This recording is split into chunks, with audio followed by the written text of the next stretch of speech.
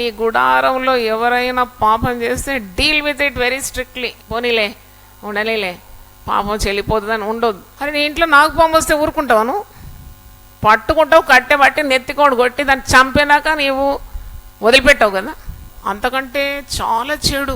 ఇంట్లో పాపం ఉంటే నీకు నిద్ర రాకూడదు, ఇంట్లో పాపం ఉంటే ఉపవాసం ఉండాలి, ప్రార్థన చేయాలి. దేవా నాకు బయలుపరచు ఈ కుటుంబంలో ఉన్న పాపం. దానికి వెన్న పూత భక్తి మనకేం అవసరం లేదు. ఎవరు ప్రశంసించాలని ఎప్పుడు కోరద్దు. కొన్నిసార్లు మట్టి కుండకు బంగారు పూతేస్తారు కదా, కానీ కింద పడితే ఏమవుతుంది? అది పగిలిపోతుంది. అందుకే భక్తి అంటే ఉంటే అస్సలైన భక్తి ఉండాలి. కొంగ భక్తి అంట, కోడి భక్తి అంటారు, ఉడతా భక్తి అంటారు కదా. ఇటువంటి భక్తి మనకొద్దు. భక్తి అంటే ఏంటి అంటే దేవుని మాట వినడమే భక్తి. దేవుని స్తోత్రం, హల్లెలూయా.